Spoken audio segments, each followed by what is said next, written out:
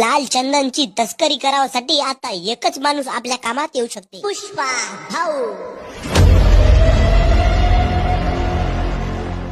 गण्या भाऊ, हा चमन चमडी आपली मदत का म्हणून करल रे? याचा थुतूर पाहिला तर गांजा पिल्यासारखा दिसते. अबे राजा, तू चुपचाप राय बे.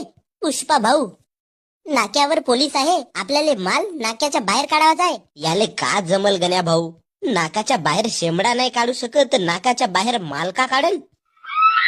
पुष्पा नाम सुन के बाई समझी क्या?